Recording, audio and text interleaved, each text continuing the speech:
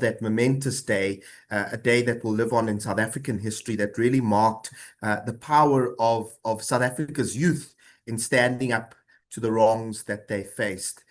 We saw that later in post-democratic South Africa with the Fees Must Fall movement, again driven by the youth of the country, for better and greater access to education in our country. So, the youth voice really key to driving development, to driving change in South Africa. And today we're looking at the programs that are really meant to help the youth move from education, whether it be basic education, high school or tertiary education, into employment or entrepreneurship. So thank you very much for joining us today. And those who are coming on, I see we are a lot of you joining us as you come on. So thank you very much for that. We host these forums on the last Thursday of every month. So mark it on your calendar if you don't have a Trialogue calendar where we've got those dates as well. And thank you for joining our community as well. If you are new to Trialogue's CSI, NPO development community as well, I'm really looking forward to today's discussion, to take stock of what is working. More importantly, how do we fix what isn't working so that we really do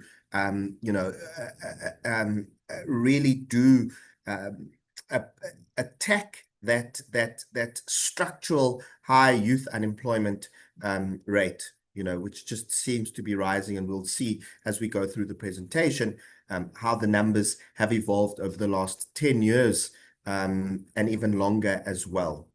And it really isn't great. I think we all know the realities of the youth employment and unemployment crisis that we do face in the country.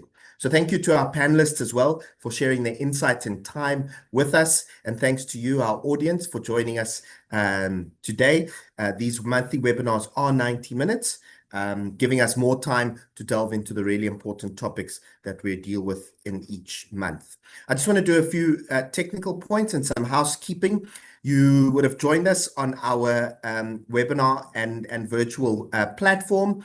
It allows you to follow the discussion, connect with your fellow delegates, pose questions to our panelists, vote in our polls, and rate the sessions as well. I will also, throughout the discussion, share some of the information that we talk about, or at least links to some of the resources, such as the Trialogue Knowledge Hub, or some of the opinion and thoughts that some of our panelists have penned as well, which will make for a richer discussion and for you to share with your networks after this as well.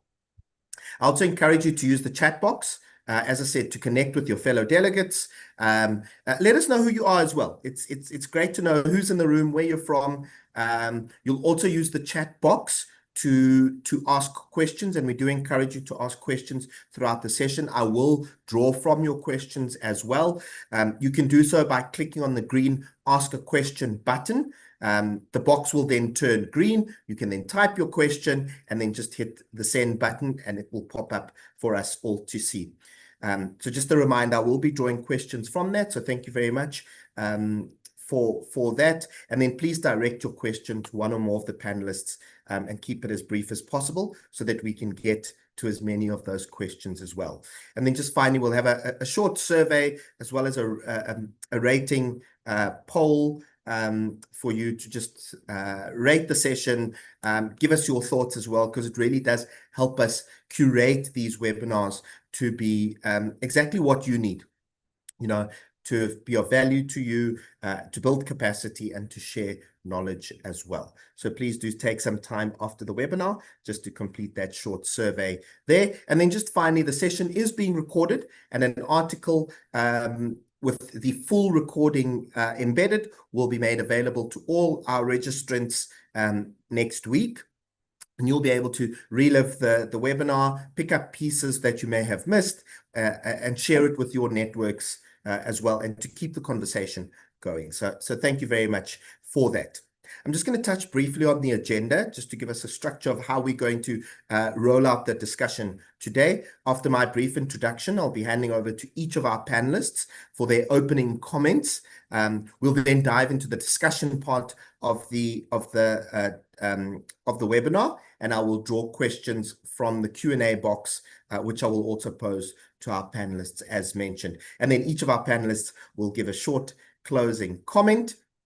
You'll see the first poll popping up in a couple of seconds. That will appear on your screen now. As I'd mentioned, it's great to know who's in the room, who's joining us today. It helps us shape the conversation as well to make it really valuable to all of you as well. So I'm going to leave that up. That'll be up for a bit, and you can just click through that as you when you have a minute there.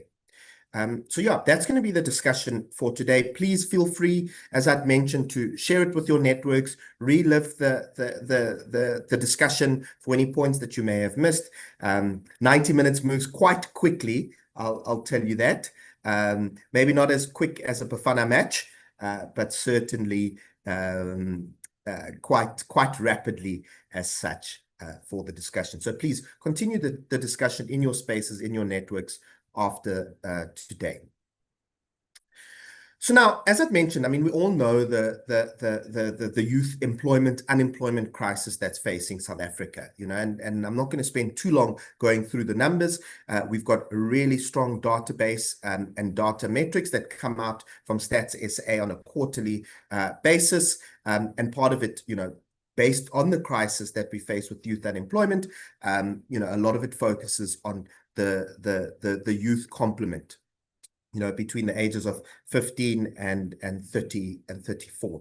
So if we just look at it, I mean, the latest numbers showing that youth unemployment in that first cohort, 15 to 24, at around 60.9%. I mean, that number is just staggering. As we move on to 25 to 34, you know, when a lot more of those youth would be have gone through tertiary education of some sort, have some sort of qualification, skills, the employment rate, although dropping by 20 percentage points, still high at 40.6%, right? And if we look at the youth who are not in employment, education, or training, so you know, there the complement becomes even worse. Here you've got possibly a large youth cohort, don't have the requisite skills to enter the job market, aren't in education or training, and you know their future does really look bleak. There you're looking at more than 4 in 10 young people in that broadened youth cohort, not in employment, education, or training in the first quarter of 2026. And due to the structure of society, the female rate is even higher than the male rate. And in fact, if you look at it over a number of years, that rate is actually growing. So that gap reaching 3.2 percentage points in Q1 of 2026. So the outlook for women really even bleaker than what, you know, their male counterparts are facing in the labor market as well. And it does show a number of societal factors as well that need to be addressed in addressing the youth unemployment crisis. If we look at the cohort and the number of unemployed youth in South Africa, if we look at it over a time horizon of a decade, increasing from 3.7 million to 4.7 million in 2026. So Q1 2026 versus Q1 2016. And then in that proportion of unemployed people and unemployed youth, the rate of those who find themselves in long-term unemployment. So this is now then becoming even harder for them to enter the job market because their unemployment is now becoming structural. That rate increasing to 75.5% in 2026. So the prospect of them ever finding work, you know, diminishing with each passing year. And I think one of our panelists, Khololo Lekoma, has showed it, you know, has touched on this in a thought leadership piece he's written, and we'll touch on that as we come to the discussion part as well. And then, as we know, employment has knock-on effects, access to healthcare, mental well-being, food security as well, and often the people who rely on the youth, especially where you've got, those youth heading households as well there. So just some key statistics coming out. I want to put out our second poll now so that we can start getting into the discussion and what your thoughts are around the youth unemployment crisis. So we're going to put that up now. And that's, what is the single biggest barrier keeping young South Africans out of work?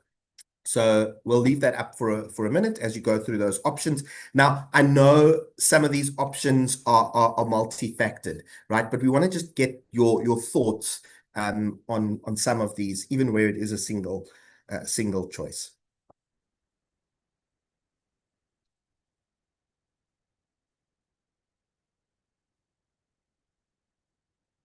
Okay, we'll leave that up for a second. Thank you to those who've joined us. If you've joined us late, welcome to this month's webinar, where we're looking at youth employment programs, taking stock of what's working, what we need to improve on, and lessons that we can learn from that as well. And in quite a momentous year, the 50th commemoration of the 1976 youth uprisings, where we really saw youth creating an indelible mark on South Africa's landscape and history, and that push towards democracy, and what a pivotal event it was to bring the atrocities of apartheid to the attention, not just of the world, but broader South Africa as well. Okay. Cool. So thank you for voting in that poll. We'll keep it going, keep those votes coming. I want to move on to our second slide. And as I said, we're looking at those programs and what works. So it really is, here are just some, and these are just some, many of them initiated or led by the government as well, but there are numerous others as well, driven by either corporates, philanthropies, foundations, in partnership with NPOs, social enterprises, civic organizations as well. And this just gives you, and I think it speaks as well to the nature and the size and the scale of the problem that we do face as well. So these are just some of those that are there. I will share these in the article as well. So if you do come across them,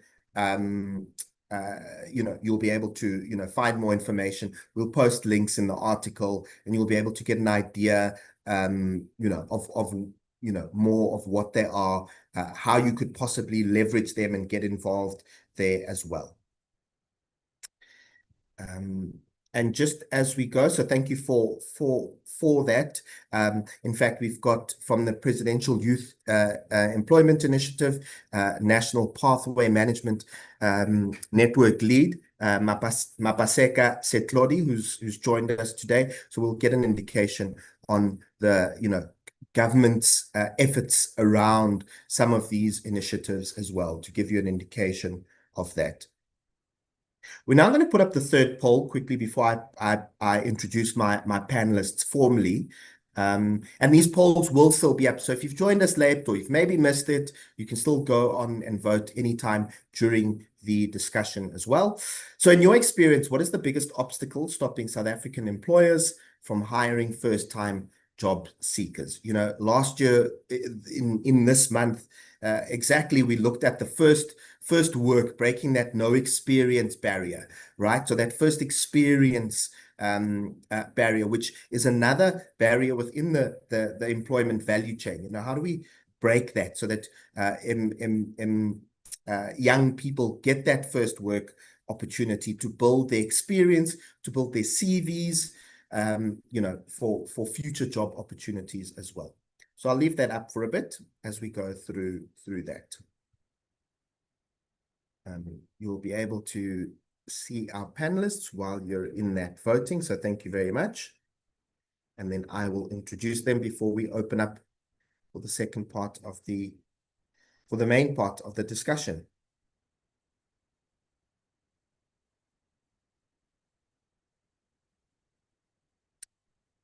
Okay.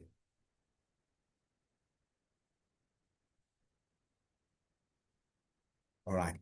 Great. So as those keep coming in, thank you very much for that. Let's see some of okay.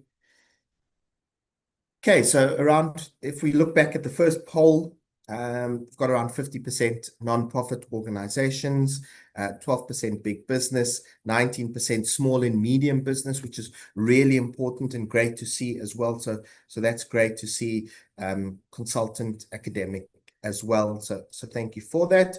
If we move to our second poll, as those results have come in, let's see what you're thinking around that. What's the single biggest barrier keeping young South Africans out of work? Okay, 36% each respectively for not enough jobs in the economy, a lack of skills and work readiness employers need, that first work experience I was talking about, around 18% employer hiring practices that exclude first-time job seekers as well, poor coordination between government, business, and non-profits there as well. So I think all of those we'll touch on in the discussion as well. So thank you very much for that, and keep those coming. And then just to our third poll as well, before I introduce my panel, in your experience, what is the biggest obstacle stopping South African employers from hiring young first-time job seekers?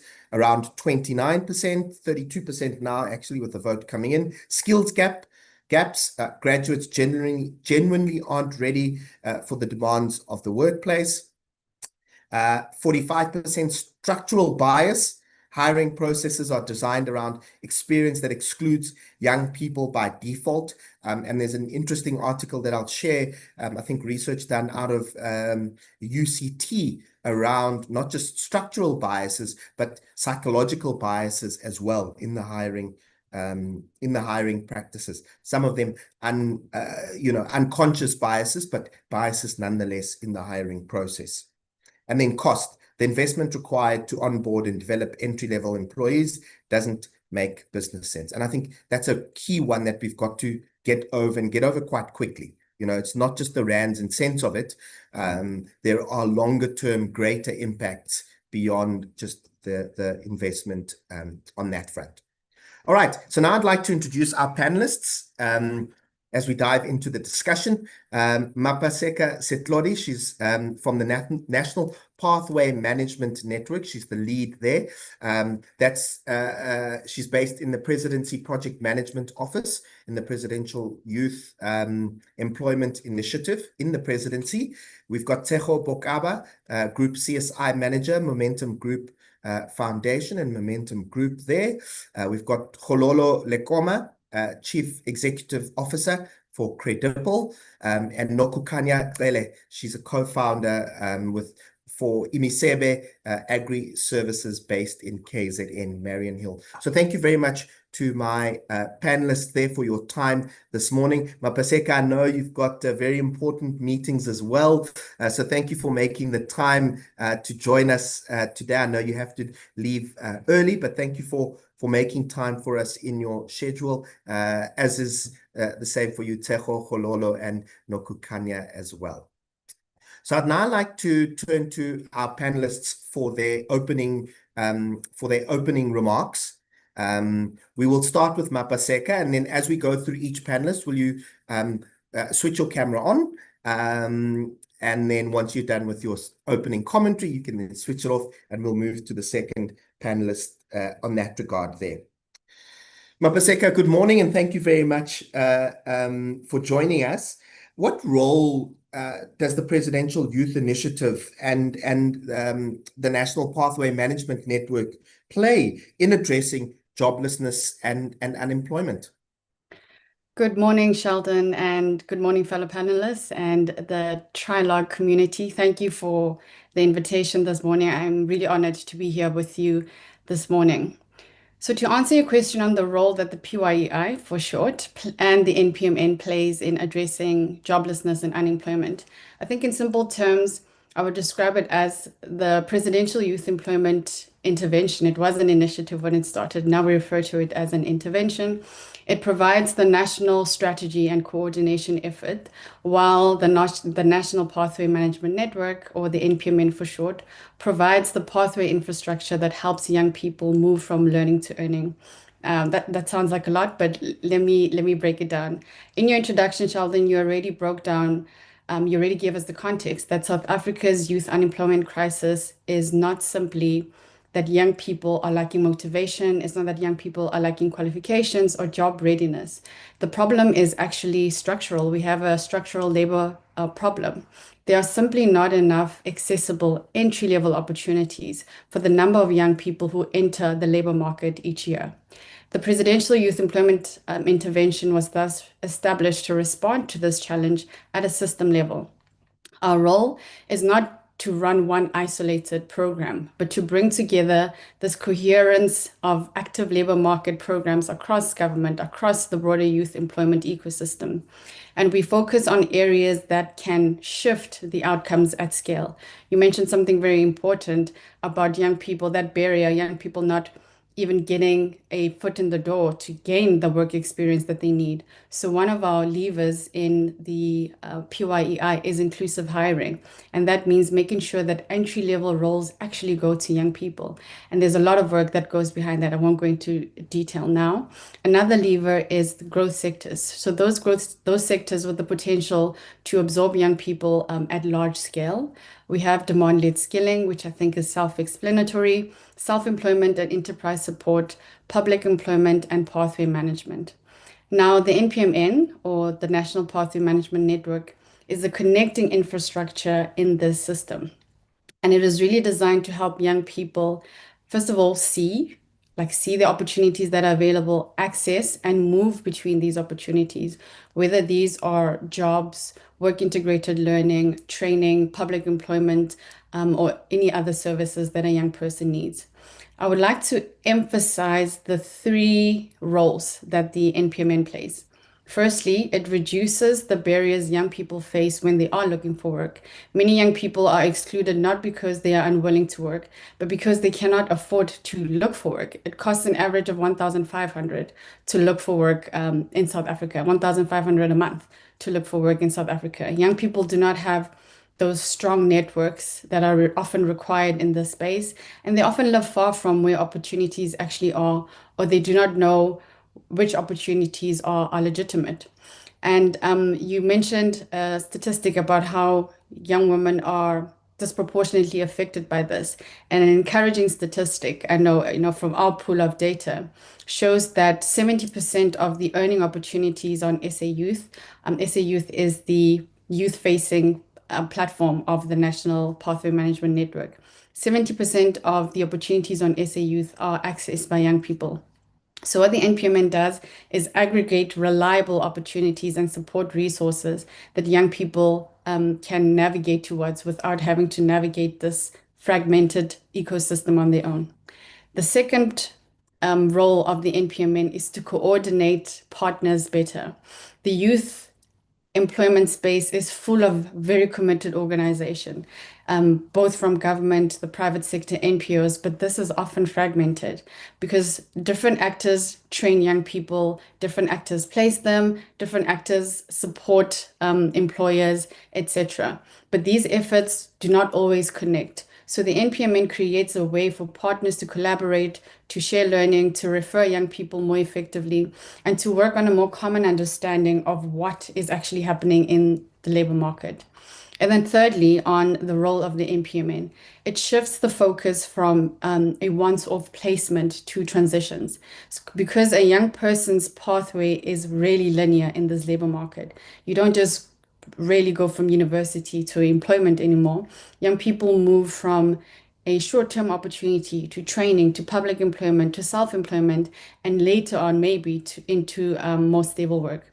So the question that we are trying to solve within the PYI and the NPMN is how do we make that pathway less broken and less dependent on luck, family resources, or social networks? And yeah, that's it on the PYI and NPMN. Thanks, Sheldon. Thank you so much for that, Mapaseka. Really comprehensive understanding. Although I've gave you the challenge of keeping it short, but we'll get more into it. There are a number of things that I'd like to jump into, from what you've just said there, and I think comments already coming in, touching on the points that you've raised as well. I'd now like to introduce Tseho Bokaba. She's Group CSI Manager at Momentum Group. Good morning. Thank you very much for joining us, Tseho. So from Momentum Group's perspective and the Momentum Group Foundation, what is the group's youth employment strategy and how does it align with the business's needs? Good morning, everyone, and good morning, Sheldon. Thank you so much for having me. So the Momentum Group Foundation strategy is really anchored around enabling young people's economic participation. And we do that in several ways. The first one is to partner with organizations that can train and place young people in specific areas. And these are demand-led areas. Through research, we know which sectors are going to be able to absorb young people. So we partner with organizations that train along those sectors, so that upon completion of training, young people are able to be placed into permanent jobs, and it's not just training for the sake of training.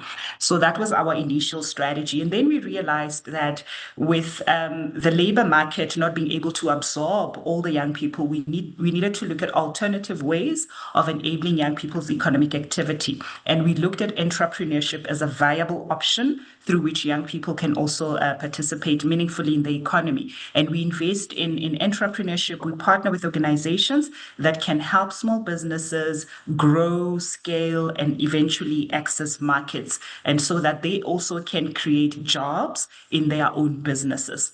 And then we also have a consumer financial education that we deliver. All the young people who go through our youth employment and entrepreneurship programs, they also get consumer financial education, because if we are preparing them to earn an income, if we are preparing them to become economically active, they then need to know how to manage their money, how to make informed and prudent decisions around the money that they will be earning. So that's another component which we deliver. And we also have a staff volunteerism portfolio, which also aligns to the broader strategy of the Momentum Group Foundation, where all the initiatives that are organized by the CSI department are partnering with youth empowerment or youth development organizations. And you asked a question about how we align to business. So in the areas which we invest in, if you check our portfolio of the programs that we support, you'll see that majority of them are in the ICT space. And that was done deliberately also because we know that there are jobs in the ICT space, but also we looked at the skills that the business has identified as scarce and critical, and we train alongside those skills. We don't just train for our own business, but we train for industry-wide. And but where we are able to absorb young people, we also absorb them internally. We've recently launched a program that is looking at financial advice, training young people to become financial advisors. There's a lot of transformation that needs to happen in the financial advice landscape. So that's why we initiated that program, and that is a program that fits squarely with our core business. So if you're talking about alignment to business, strategic CSI, that is one program that we've identified which responds to the needs of the business as well as industry-wide. I'll leave it there. Thanks, Sheldon. Thank you very much, Tseho. And that does give me also an opportunity just to promote the Strategic CSI Award, which is open. I will post a link to that. Tseho talking there about aligning an organization's CSI practices, its strategy to the core business operations as well, and we found, through Trialogue's years of experience and knowledge and research in the space, that CSI initiatives are often more effective when aligned to the business and drawing on, so you've got that flow in both directions there. So thank you very much for that, Tsecho. And then I'd now like to introduce Khololo Lekoma. He's the CEO of Credible and one of the founders on that front. He's also publishing a series around youth unemployment and how he views it as someone who's in social entrepreneur in the youth and skills space. As well, I'll post a link to his first article, which got thoughts going on that front as well. But thank you very much, Khololo, and welcome. What is Credible, and what services does it provide to boost youth employment opportunities? And I'll just add there as well. I mean, it's an opportunity to say, what spurred you and your co-founders on to launch Credible? Hi, Sheldon. Good morning to my fellow panelists and the wider audience. It's really a pleasure to be with you guys today. So Credible is a talent intelligence platform, and we build solutions across the education to work value chain. Some of those solutions include a marketplace for digital skills, skills verification, and work integrated simulations.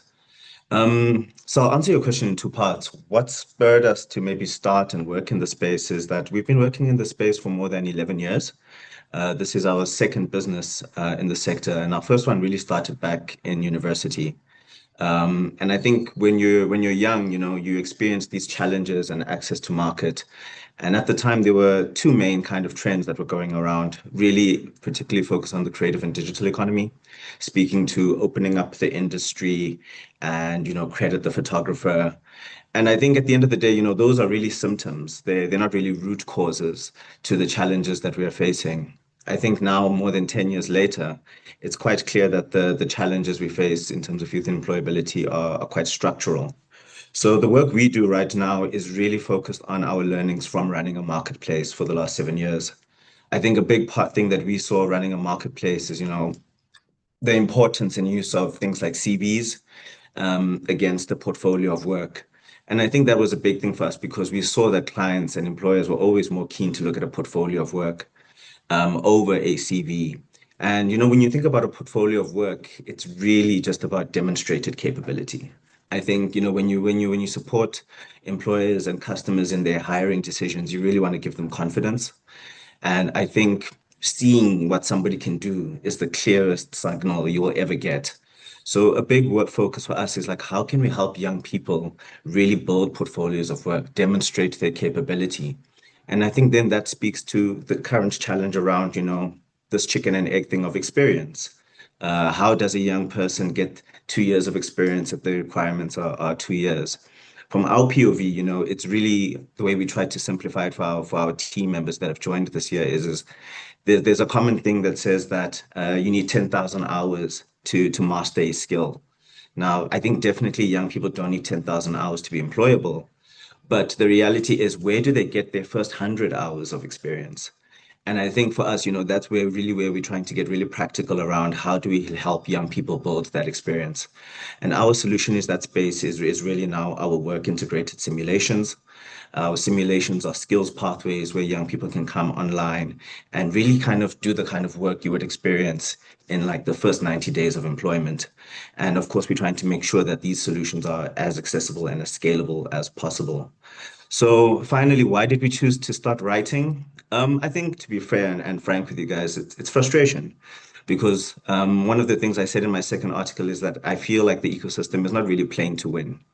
And I think you can just see it in terms of how Bafana showed up in that first game against Mexico and how they showed up this morning. Completely different attitude, really believed in themselves and said, look, we can do this. And I think people across this ecosystem, we have all the ingredients to deliver successful solutions. But I think we need to kind of change our approach around how do we use time? How can we move faster? So I'll leave it at that because I'm pretty sure we're going to jump into that a bit further. But yeah, happy to be here. Thank you very much for that, Khololo. And now I'd like to call on Nokukanya Trele. She is one of the co-founders with her sister of Imisebe Agri Services. Nokukanya, you've been a beneficiary of a program. Let's go into that. Which program did you participate in, and how did it help you on your journey to employment and entrepreneurship? Good morning, everyone. Firstly, thank you so much for having me here today. It's such an honor to be part of this big, great conversations. Back in 2022, we actually joined a Women in Farming program by Momentum Metropolitan Foundation. And then it was a 2-month training program whereby we gained practical skills. We were told how to do our business plans. In fact, the whole concept of entrepreneurship was introduced to us because this was actually the first time I actually heard of something called the business canvas. But it was actually a very great experience. But then because at the end of the program, we got to do practical trainings, and then we had a mentor, which the program actually they were with us for 3 years. So it was not just a start and I train you and then I let you go, but then it was a program whereby they trained us, and Momentum practically grew with us. We grew with the program up until we are where we are today. Because when we started, we just had a backyard garden at home. And to say today that we are actually leasing 3 hectares, we are facilitating and training 65 students. We have employed 10 people from just the 2 people that we had when we started. So being part of the Momentum Women in Farming program has shaped us and helped us grow so much that when we started, we just running a business, but we are now working on systems. We are talking record keeping, we are talking all things business. So the program has really, really been amazing. Thank you so much. Nokukani, I just want to stay with you and let's open up the conversation there, because I think it's a really good point. And I think you're being a lot more modest than your story actually is. And I'd like to just ask all the panelists to switch on their cameras and their mics, so that as I come to you, you know, it spotlights you immediately. Now, Nokukane, you mentioned, you know, starting a little food garden in the back of the garden, but you really went through, you know, trials and tribulations, as many young people would have when COVID-19 hit.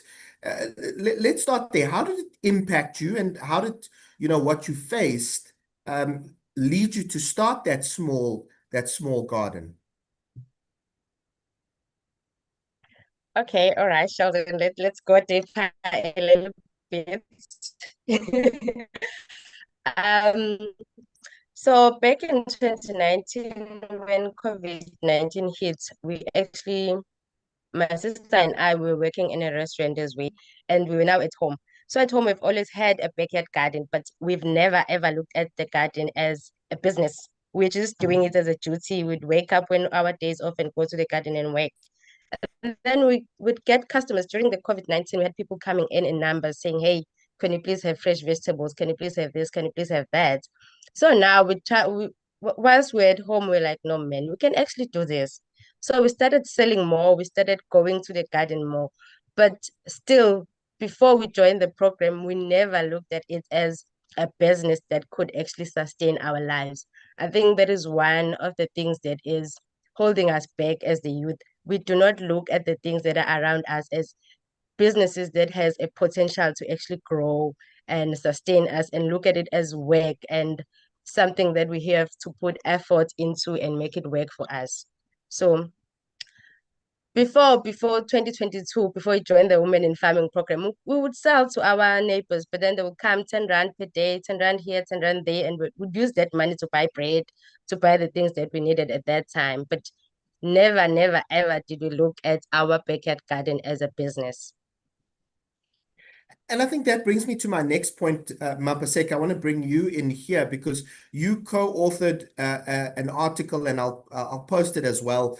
You co-authored an article, and sorry, let me just get the title here: "The Crisis of Missing Jobs in a Country Full of Work." Because I think Nokukanya touched on it. You know, often the things we take as, I suppose, household chores.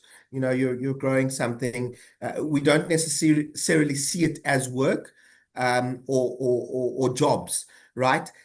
So in the article, just tell us what the premise is about, you know, in terms of saying, look, we know there was a poll and someone said, there were a number of votes around there, not enough jobs. If you look in any newspaper, there are always jobs advertised, LinkedIn and the like. But broadly you've even gone beyond that in this article, in which you talk about the concept of work and jobs. Thank you, Sheldon. And Nokokanye, it's so lovely to meet you and to hear about your experience. Congratulations. So what we're trying to say in that article is that we need to reframe unemployment in three ways. The first thing is we need to stop treating it as a supply side challenge only. So yeah, skills matter, but that is not the whole story. Many young people are actually willing to work and are actively looking for work, but there's simply not enough jobs for them to enter into, as I said in the beginning. And we know that economic growth is a necessary condition, but it is not sufficient because it does not automatically translate into young people getting into work unless there are deliberate interventions to change how young people are absorbed into the economy. Secondly, what we're trying to say in the article is we need to distinguish between jobs, work, and livelihoods. A formal job is, yes, still the strongest route into economic mobility for many young people. But because there aren't enough formal jobs to absorb everybody in the short term, there is a lot of work that needs to be done in communities. There's a lot of work that needs doing in communities, whether you're looking at care, education support, or the food systems, as Nokokanye is involved in, community safety, environmental work, or even local maintenance. The challenge is how do we organize, fund, but also recognize that this work is also important, and how do we organize it in a way that is dignified and that actually creates a pathway for young people to then go into sustainable employment. And then thirdly, what we're saying is that we need to think in terms of pathways. So not just a single intervention at a point in time. For some young people, the right next step is a formal job. For others, it may be a public employment program or a short course that is actually linked to real demand or self-employment opportunity. We should not assume that one program will take care of every young person from unemployment and straight into formal employment. So the framing is this, that unemployment is not only a shortage of individual readiness, it is also a shortage of organized pathways into earning. And therefore, our response must create jobs where possible, but also unlock socially valuable work that already needs doing within our communities. Okay. And Kholola, I want to come to you here in terms of the concept and how the concept of work, the concept of are changing. I suppose, in our parents' generation, you may have had a job for life, right? And maybe worked for 2 or 3 organizations at most. But that concept has rapidly changed over the years, and in recent years, obviously AI has, will change the landscape even further. What has that done in terms of skills development and what employers are looking for, and how it aligns to young people? Yeah, great question, Sheldon. I think there's several takes in terms of how to answer this question. I think firstly, what we are seeing already is just what is the shift in demand for skills just going through our marketplace. So, when you look at all the job descriptions, all the briefs coming in, there's always a bit of AI attached. Would love if they can build agents, manage agents, help us get our data ready for integration into AI. So you can see because the technology is so fast, you are also seeing people adapting so fast. And I think that has a big impact on the shelf life of skills. And I think people have to be very, very mindful of that. Traditionally, the learning journey was quite linear, as Mapaseka highlighted. I think we are starting to see that learning journey become a lot more circular. Training, getting into work, upskilling, and then going back into work. We see that is going to be the norm going forward. So I think for the impact on work is that people will be having multiple careers in a lifetime. Of course, nobody knows what the future is like, but we can already see those observations. We are seeing talent on our platform who were previously just graphic designers, exploring how they can move into more high value impact fields like VFX, because now AI has made it a lot more accessible for them. So I think everybody has to be very mindful about what their career journeys are and have a mindset of continuous upskilling. I think everybody knows that. But do we have the technology and the solutions to give employers the confidence in those skills that people are learning so quickly? And I think that is where the infrastructure really has to be put in place to make that possible. Tsecho, I want to come to you and the role that corporates can play.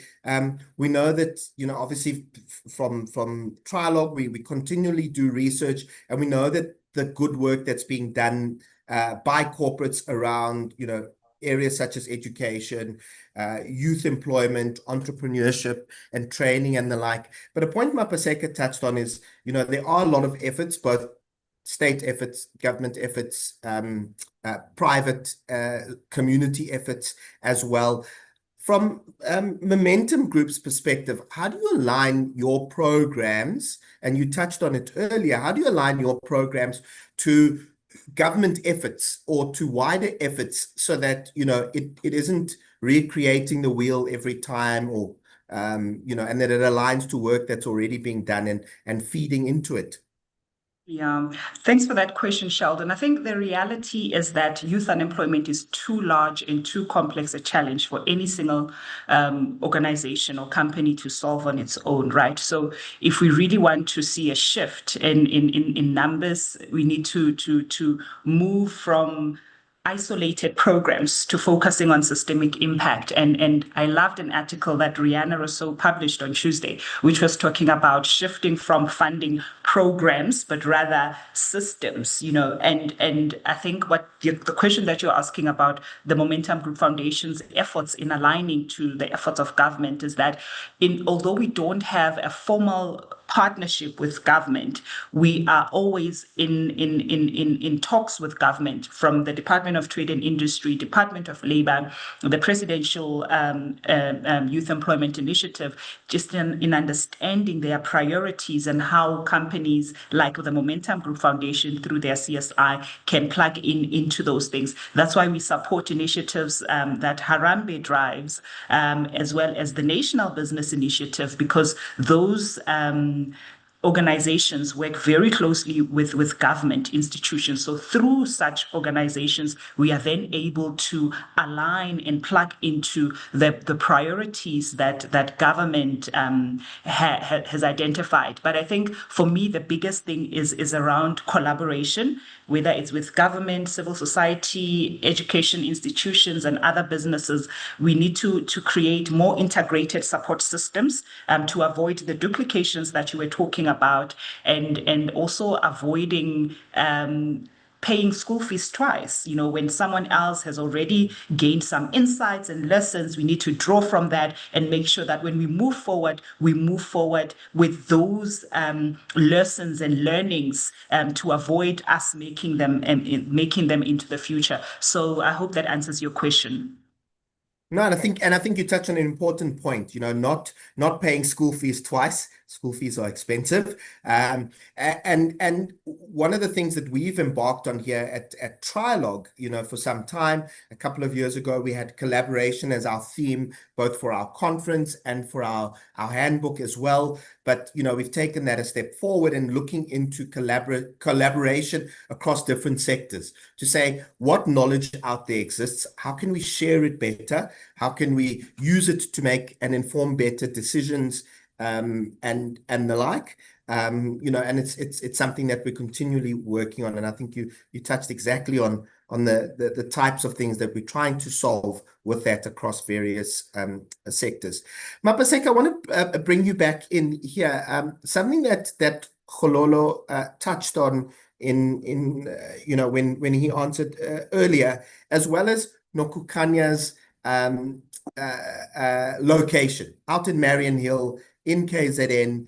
How do the initiatives address or or seek to solve for youth who are in rural areas, youth who don't have access to technology. You had that amount, which I think will stay with me, how much it takes to the cost of finding employment, that 1,500 rand, which if you don't have anything remotely to that will feel like R1 million to you, because where do you begin to find it? How do the initiatives seek to address youth in rural areas where infrastructure and connectivity and opportunities may not be as abundant as in the city? And even in the cities, you still got youth who are from poor households. Very important question, and one I think that informed how we position and structure the National Pathway Management Network, or SA Youth. I think most young people are familiar with the SA Youth platform.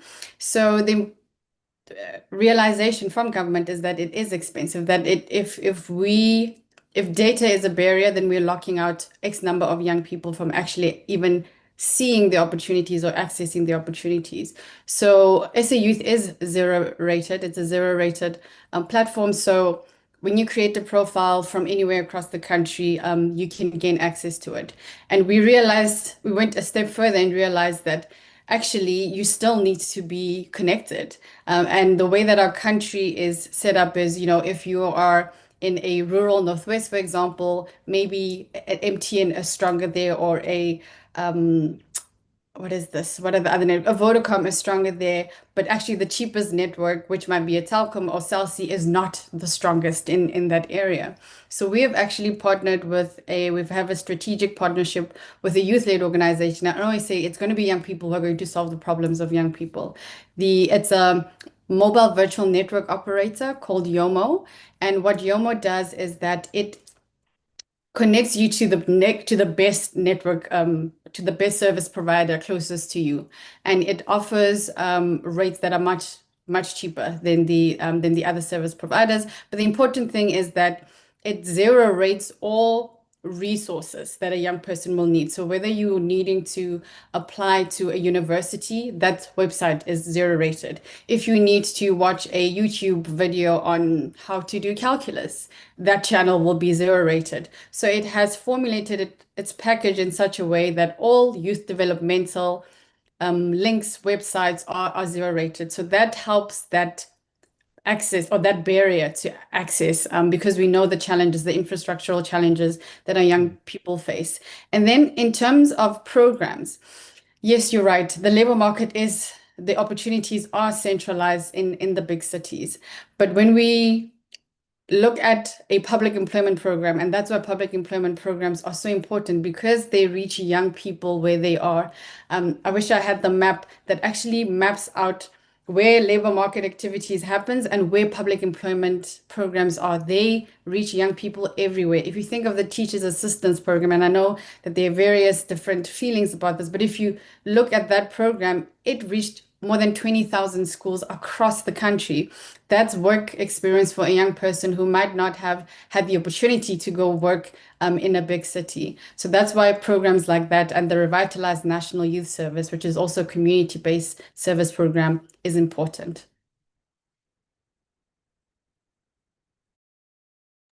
Yeah, there we go. Get my mic up.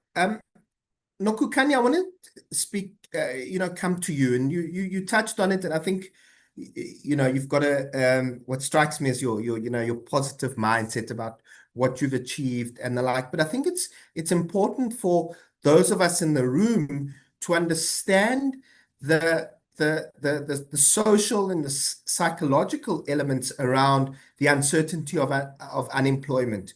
As you'd mentioned, you work in the restaurant industry. We know that once COVID-19 hit, all of those sectors closed down. What was it like going through that period and the uncertainty that goes through you? That you've got. You mentioned you were with your family, your sister.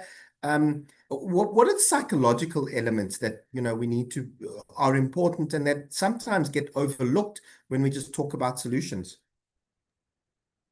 Thank you so much, Sheldon. You know, the mental well-being of somebody who's unemployed is really, really, really at a bad state, because waking up every day and not having direction to what is it that you are going to do or what you're supposed to do. The worst part is having dreams and then seeing your dreams being too far from your reach. You end up feeling like a failure, like you're not doing enough to actually put yourself out there. Or else sometimes the opportunities are there. It's just that people do not really know about the opportunities that are out there, especially the youth in the rural areas, in the townships. I heard Usis Mapasego right now talking about the zero-rated programs. But I promise you right now, the people who really, really need those have no idea that things like that do exist. Because I will tell you right now, there are still students who leave high school not having once used a laptop or a computer. And those students are expected to go into university and perform at the same rates that the students who are coming from other privileged schools perform at. So what I'm trying to get at is that as an unemployed person, it is very, very hard. You wake up every day, you actually lose hope. You actually don't see even yourself as somebody who is worthy of doing something, or even is capable of doing something, until you get that just one opportunity and then you just grab it with both hands and then you make it to work for you. But it is always just a step of having somebody else who reach out to you and tells you that, no, man, this is what is happening. This is how this is going to work out for you. Because if I'm being honest, before I joined the Women in Farming program, I was actually very skeptical about it. Um, in a way that I thought this was one of those box ticking programs whereby they train you for 2 months and then you go and sit at home and then you are done. They tick a box, you got your certificates and you're done. Until I actually attended the launch of the program, I think Ostistejo will remember in Peter Maritzburg. And then there was a light bulb moment for me to say, hey, there are people out there who have so much hope and so much dreams for us as young people. And then that is when I actually decided to say, no, man, I'm going to give this a chance. I'm going to give this my all and make it work for me, because there were actually 60 young women in that program when we started it, and everybody, you can see that we were also eager to actually make something of ourselves, to actually make our businesses work. The only thing that we just need as young people are people to hold our hands and actually give us direction, show us direction, not saying that we are lazy no matter, or we want to be handed out things, but I'm just saying just to have somebody who points you into the right direction. A good mentorship would actually change everything for you, because with people from Momentum, for example, they come all the way from Johannesburg and then they will come to KZN. They'll actually want to see you in the fields and see what you are doing. So I would say that is the big difference between them and the other programs, because sometimes you find that the programs just give you money or resources, but they never go to check what is it that you are really doing, or to even connect with you and see what kind of help do you need from here, where to from here. So as a youth, as people who are unemployed, those are just the challenges that we are faced with, of not really having enough information. People, this kind of information do not really get to the ground. People out there, they know about it, but the grounds, I'm telling you, we still need to try and reach out to the people in the townships, in the rural areas a bit more, to make sure that they are also aligned with the opportunities that are out there. Thank you. Thank you for that, Nokukanya. And Tsecho, I want to come back to you there on that point. You know, I'd asked earlier, obviously, about alignment of CSI programs to the business. The one thing being, you know, it may seem like, oh, you know, Momentum's in financial services. What are they doing in farming? Would be the one thing. And then the second thing is, as the program has developed, how have you factored in some of those psychosocial elements and support that, you know, Nokukanya touched on, which clearly was a benefit to her? I know the Women in Farming program is actually featured on Trialogue's social impact stories on Expresso, and again, I'll share that link as well for people who want to go more into the program and also hear more of Nokukanya's story with her sister. But in terms of that, Tsecho, I suppose the first thing is, why women in farming? And the second part is, how have you built in those psychosocial supports over the years? Yeah, thank you, Sheldon, for that question. So I spoke about research earlier on, and as we were doing research, we actually came across a stat that talks about the potential in agriculture, especially in rural communities for young people. And we wanted to expand on that and see practically what it means. And we decided to only focus on women because even in your statistics earlier on, you referred to how women are less represented in economic participation. So we were very intentional to say we are going into a rural community. We want young people to take advantage of the opportunities that are in their surroundings.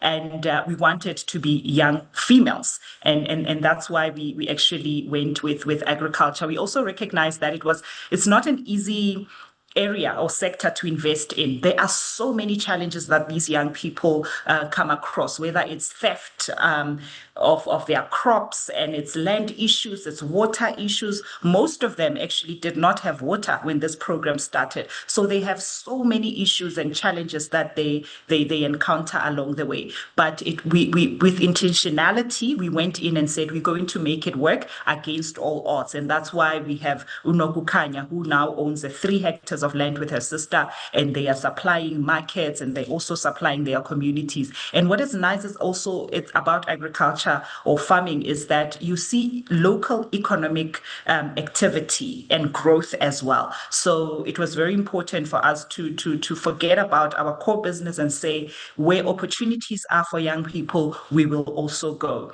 And that's why we found ourselves investing in agriculture. I can't remember your second question following that. Do you mind Oh, repeating just it? in terms of the psychosocial elements support, Yes. which we can sometimes be overlooked. We talk about skills, so we'll talk, what are the accounting skills that you need to know? What are the data coding skills? But there's a lot of psychosocial element that often underpins and determines success. Yeah. So it's actually one of the findings that we discovered when we did our impact assessment, and it was that in as much as we look at the finish line, there's whether it's in employment programs, we look at placements, right? But there's also value in looking at retention and in progression and in supporting in supporting entrepreneurs as well. There is psychological readiness. There's resilience that needs to be factored in. There's navigating the world of business and what happens when things go wrong. There's also issues around mental well-being and economic stability. There's things around access to mentorship and ensuring that the mentors that you choose for the programs that you support are actually local people who are easily accessible by these young people. They're literally just a phone call away, in as much as they are experts, but they also understand the economic and social challenges around where our farmers are placed. So when I say one of the findings in our impact assessment report is that we thought, because our programs are already built in with psychological support, with mentorship and things that prepare them for resilience and whatnot, we actually found that it was inadequate. I don't know whether they were not offered by professional people, it was not taken seriously in the program, but we found that there was a huge gap where that is concerned, especially if you're going to support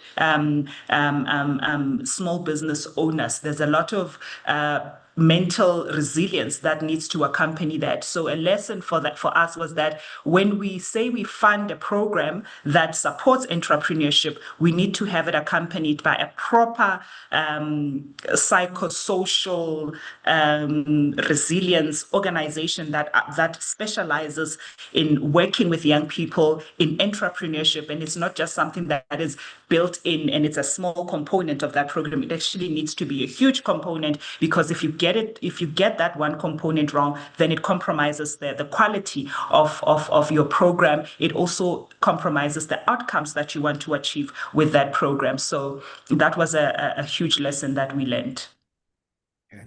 Mapaseka, I want to turn to you. I know we've got to let you go soon, so I want to give you some time on the mic before you do. A quick question that we've had from, I suppose it's a quick one from Samantha, and just to touch on it again, I know you did. She asked, "Is YOMO if that's already active, which is a quick one, just for those who may have missed it.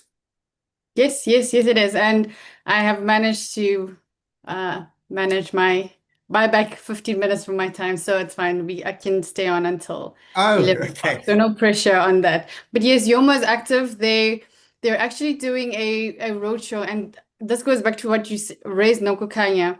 You're right. Like we think, yes, it's online, people know about it, it's accessible, but there's another layer of work that needs to be done. So currently right now, and I was actually on a roadshow with the National Youth Service. They were in Taung. I don't know if any of you know where Taung is, but I'm from Taung. It's a very rural part in the northwest. And Yomo is, because it's a strategic partner, they are going on this drive to actually talk to young people, meet young people, help you physically on board, register on SA Youth. This is how Yomo works. This is how you can access all these platforms. So we do recognize that it is not enough to just put it out there and cross our fingers, like the English, that, it will work out. But you actually have to go out into the villages, into the rural areas, and engage with young people. So Yomo is live. It's a SIM card that you can access. You can also check out their website online. Okay, we'll also include a link to that in the article as well, for those handy resources for those wanting more information. And then we've got a question here from Dr. Koyan, and I think you've touched on it, but we know, provinces such as the Eastern Cape, Northern Cape, Limpopo, as you mentioned, where employment opportunities are based, we often see higher unemployment rates in those provinces compared to what the national average may be. Just to touch on that quickly, in terms of getting to provinces like the Eastern Cape, and outlying areas such as that, how does the Presidential Youth Initiative and its programs, ensure that there's priority on those? Excellent question. Because we recognize the geographic challenges of our economy, there are certain programs where the minimum requirement is that the opportunity has to be, for example, has to reach young people, for example, from a quintile 1 to 3 schools, young people from a rural area, young people from these specific provinces. I'll give you 2 programs that we currently have under the PYEI. The first one is the Jobs Boost Outcomes Fund. So this is an outcomes fund that changes the incentive structure. So instead of paying for training, which traditional funding models, will pay for training, will pay for the workshops, this fund payment is tied to verified outcomes. So when a young person is actually in employment, that's when you, as the service provider, will get paid. So the requirements for this was that you have to be either from a quintile 1 to 3 school, or at least one person in your household has to be a recipient of a social grant, and you have to be located in a rural area. So that is how we can ensure that we reach young people where they are. It actually proved very difficult in this fund for employers to gain access to that incentive, because it is difficult to find jobs in this area, but it forces the employer and the local economy to think creatively about how can they create employment for these young people. So programs such as last mile delivery get taken up in these areas. We see a lot of enterprising solutions coming up in these areas. For example, under the Innovation Fund, which is different from Jobs Boost, the Innovation Fund literally funds pilots. But here again, the objectives is to reach young people who are in rural areas, to reach young people where they are. So one of the programs under the Innovation Fund is actually HPSA, and they're based in KZN, and they look at agriculture and providing food, food nutrients for agriculture, for farmers in the area. So it is through programs like that we are able to reach young people. And as I said, the National Youth Service, which is our public employment program, literally reaches young people across the country, whether you're in deep rural Northern Cape or deep rural Mpumalanga, there is a National Youth Service near you. Thank you. Thanks so much, Mapaseka, on that one. Kgololo, I want to come to you on this one. You know, when we think of you know, tertiary education, you know, we think about universities. We've seen the growth of private universities as well, but we've also got the TVET colleges, which often are overlooked. And we know that there's been some focus on that in recent weeks in terms of the effectiveness of those. What have you learned about, you know, from the different context where you've worked in? What have you found out about what's different and what isn't in preparing, you know, a young person from an urban university versus, let's say, you know, a rural TVET or even a TVET, you know, college, in that regard, and for the same economy? Yes. So I think I'll just maybe take a look at a current program. I don't want to call it a program, but pilot we are running currently called the Digital Skills League.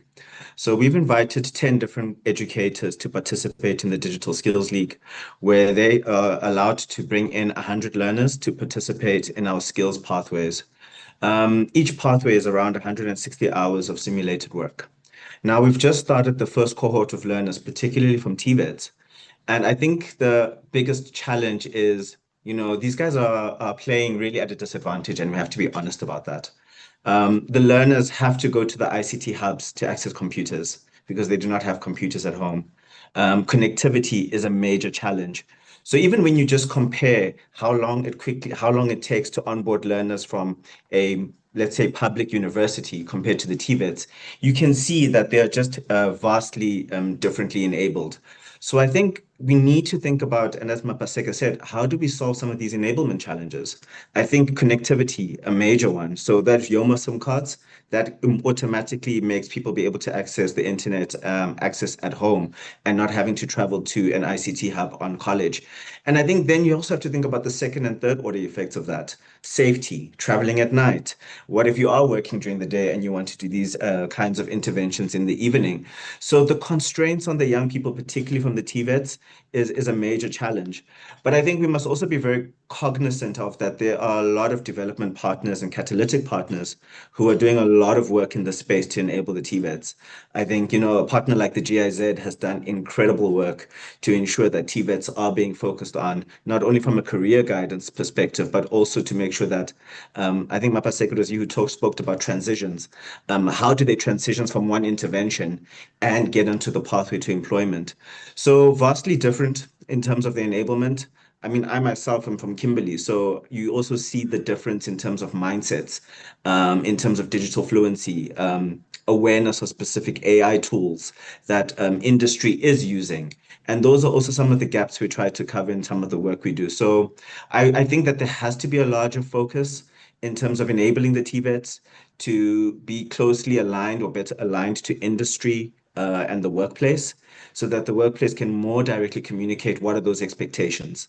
Because I think right now there's a big gap in terms of the expectations of the workplace and where TVET learners are coming out. Mapaseka, there's a question here from Deborah around work readiness, and her question is around the Department of Education. I imagine she means basic education there, but I would extend that to higher education as well. In terms of the move from, you know, we know that in tertiary, the focus is on theoretical and practical skills, right? So the technical, the hard skills. How do we, you know, is there a focus on workplace readiness? And Kgololo, I'll come to you as well here. And in fact, Tsecho as well as from a corporate perspective. So I've got the technical skills. I know, you know, I've passed my board. I'm now an accountant or CA or lawyer or whatever. But coming into the workplace, even at that stage, I, maybe don't know around how do the softer skills, the psychological contract, the things that maybe aren't taught, but help me progress and understand and settle in to the workplace. From the programs, Mapaseka, let me start with you.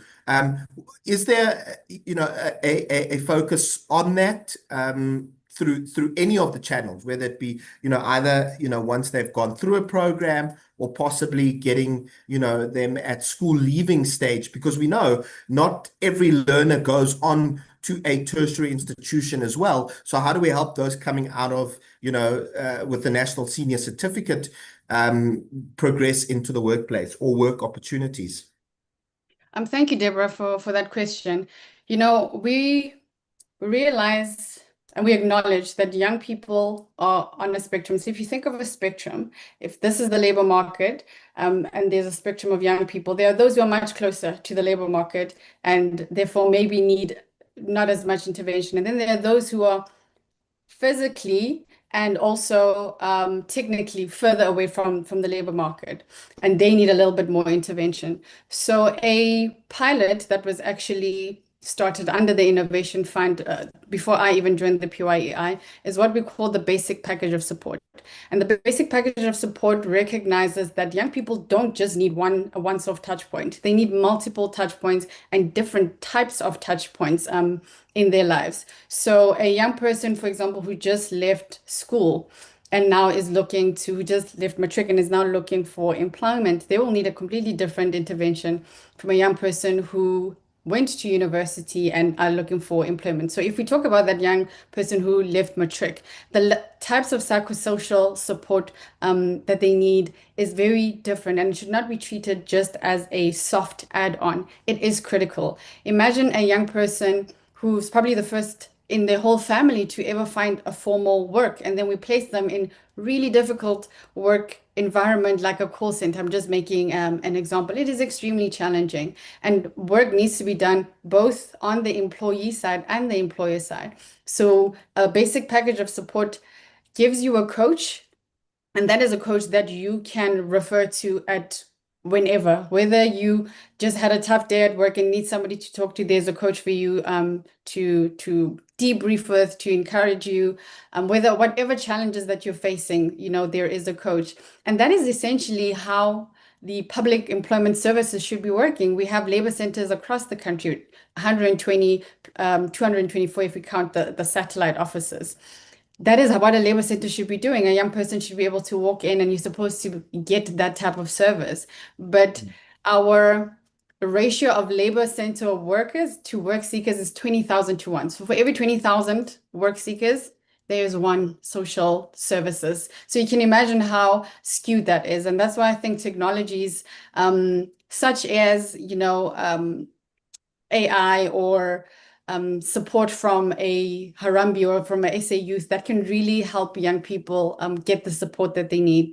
So we do provide, the basic package of support is actually being institutionalized into DEL labor centers, Department of Employment and Labor centers. So that's an example of what we mean by we need pilots that can be scaled, that can be institutionalized integrated into government services. Okay. Thanks. Tebogo, to come to you from Momentum's perspective, how do you, even in the best case scenario where you've got very technically capable youth candidates who are joining the organization or possibly through your programs, how do you assist them through that work, work readiness and for the world of work? Thanks, Sheldon. Although you changed my name very fast from Tseho, I moved to Tebogo. Oh my word! I'm so sorry. happened very fast. Tebogo. Not a problem at all. So we actually start before they join the company. What we do with our programs, especially the ones in ICT, is we connect our group colleagues in group IT with the programs that we support. We even design what we call career days where our employees go to the actual campuses to interact and engage with the young people, or sometimes we bring them into our organizations. And we also work quite closely with our colleagues in human capital to ensure that there is adequate support from a mentorship that is given, and a buddy system of some sort as well. Those young people who are joining our company, there is some sort of a mentor in the business who will walk the journey with them. But Mapaseka touched on preparing the employers as well. I think employers also need to be prepared to say, how do you deal with onboarding a young person who is coming and they don't have the necessary skills, they don't have the exposure? That onboarding shouldn't be a normal onboarding that you would give to someone who has the exposure, someone who comes from a very different background. So there is also that education that needs to happen with employers, and I don't think it happens enough. And if we're talking inclusive hiring, even in our how we conduct our interviews, how we conduct our shortlisting processes, those things need to be considered in the decisions that we ultimately make. And you touch on a very important point. I'd mentioned earlier in an article I read, and I'll try and find it, around research done UCT around biases, right, in the employment process. Mapaseka, from your perspective, I suppose both in terms of research, but also in terms of I suppose influence in working with organizations who hire people. How do we get around that? You know, I think the UCT researchers revealed that relatability acts as a major barrier, right? So we know that not only are technical skills, technical access, but things such as social capital and, you know, being able to communicate my thoughts clearly in the language which maybe isn't my mother tongue. How do we get around those sort of barriers that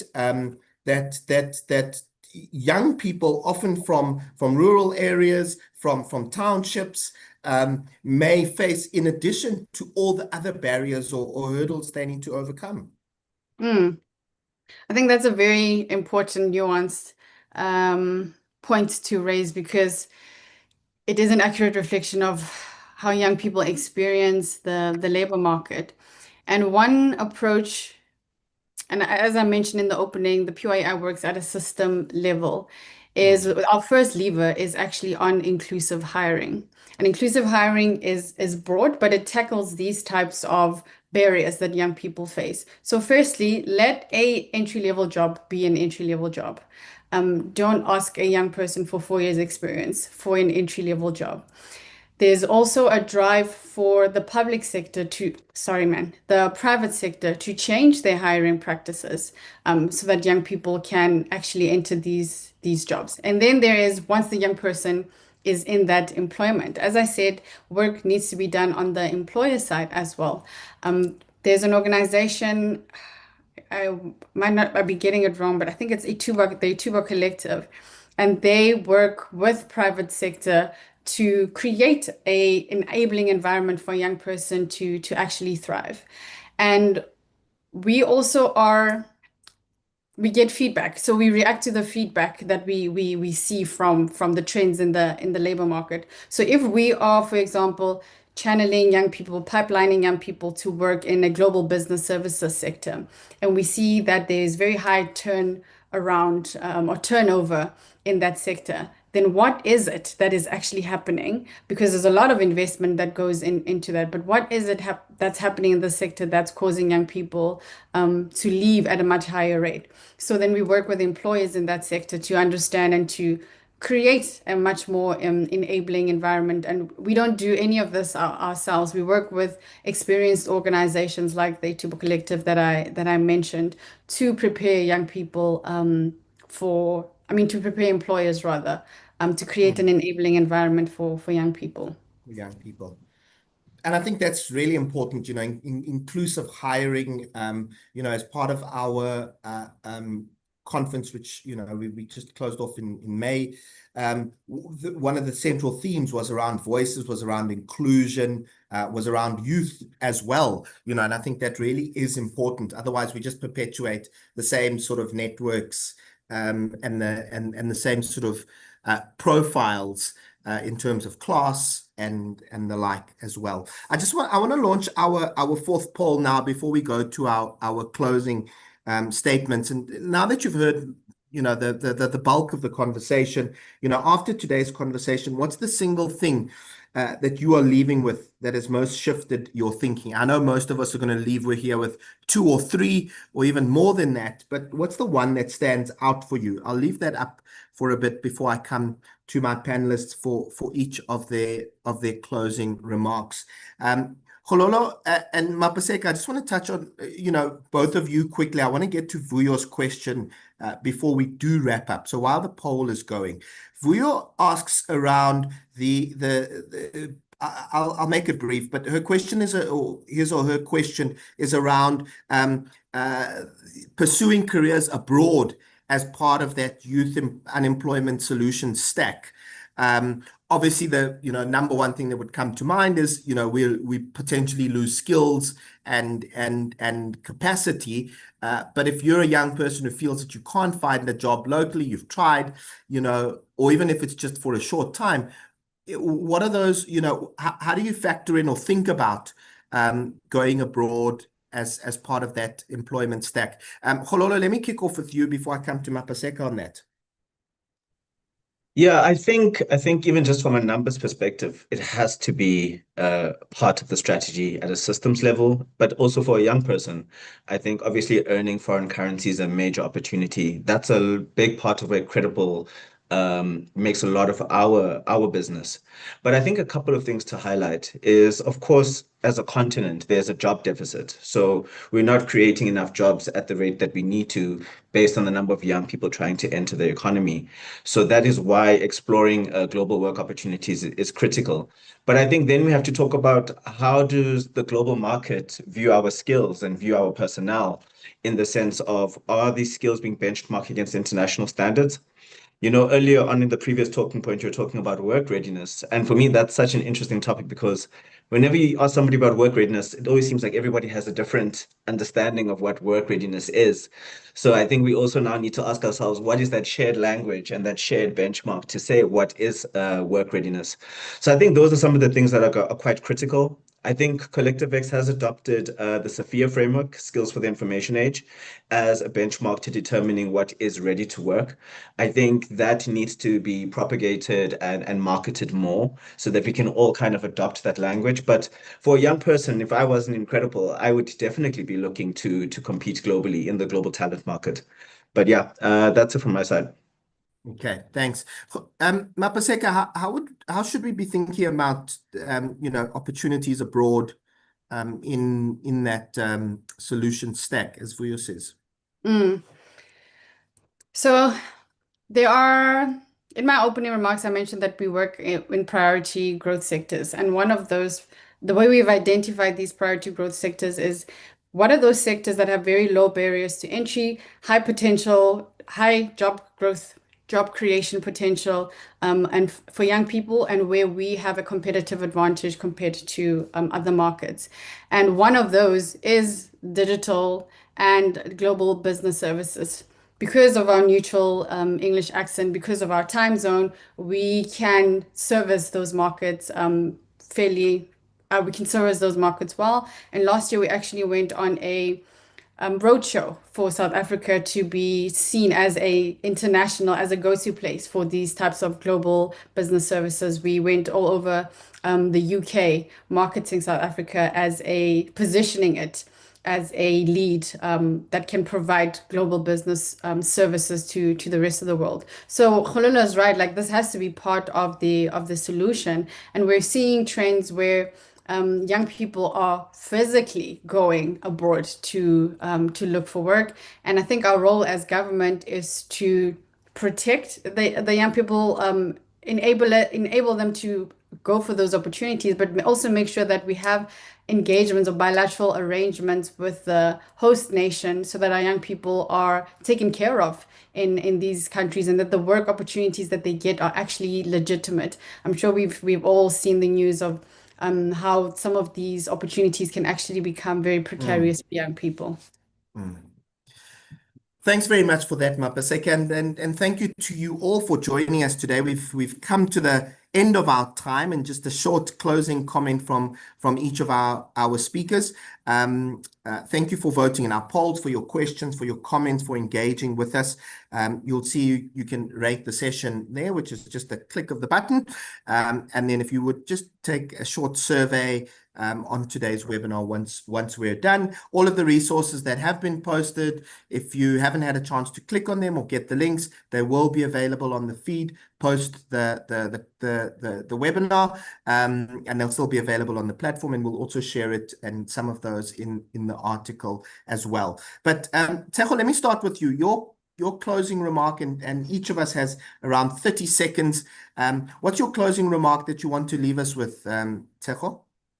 I think my final remarks is that youth employment is both an economic and social issue, but I feel very encouraged with all the interventions that are in place and with the caliber of young person that we have in South Africa, a hopeful one, a resilient one when presented with opportunities, they will take it and run with it. So I just want to go back to my opening remarks again to say we need to shift from looking at programs, but rather looking at systems and also doing that collectively with shared outcomes, clearly defined roles and responsibilities, and tackle the collaboration and partnership that we always talk about.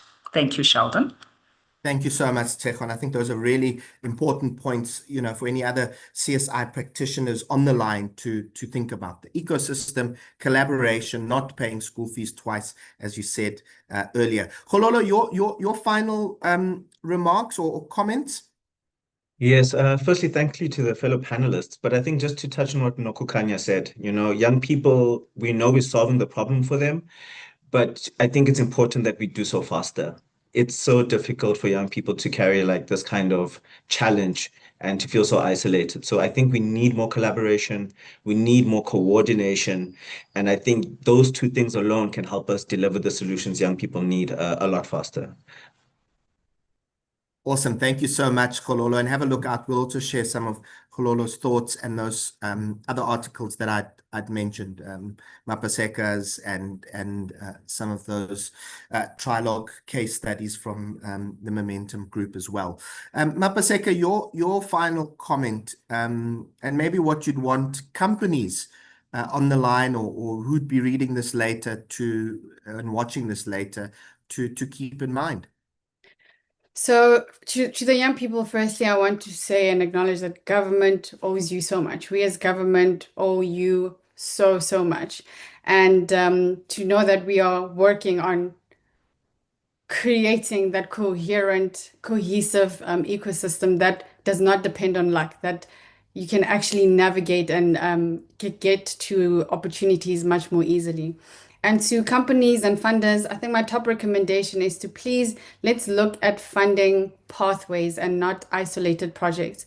Let us look at funding opportunities that are linked to actual demands or real livelihood opportunities. Thank you. Thank you so much for that, Mapaseka. And then, Nokukanya, it's fitting that you give us the final comment to close us off. What would you want youth to know, or what do you want them to leave them with? And what would you want companies and government to know? Thank you so much, Sheldon. Firstly, I would like to thank you for this amazing opportunity, and just to say, we as the youth, we are out there, we are ready to work. We just need people to hold our hands and take us through and show us the right path to follow. However, we are ready and we are very much looking forward to all the opportunities that are out there. And just to us to maybe involve us a bit more in these conversations. As for our opinions, we are the kind of youth that wants to feel involved rather than having people sit in their offices and take decisions for us. We want to be part of the solutions. And maybe just to close off, to say, the youth of 1976 wanted a seat in the classroom, and we, the youth of today, are asking for a seat in the economy. So please do use us, and we'll also willing to do our part. Thank you. I couldn't have said it any better. We want a seat in the economy, a seat at the table. Thank you to all of my panelists, Nokukanya, Cele, Tsecho, Bokaba, Hololo, Lekoma, and Mapaseka Setlori. Thank you very much for giving us your time, your expertise. It really was an engaging conversation. To you, our attendees, thank you for your engagement. Just a reminder that we will share an article and the full recording as well. Please do share it with your networks. Let's keep that conversation going. A tremendous amount of insights that came out today, very practical, but also thought-provoking as well. Thank you. Look out for our next webinar next month, July. Next month is Mandela Month. Lots of volunteering as well. And how do we take that conversation forward? So thank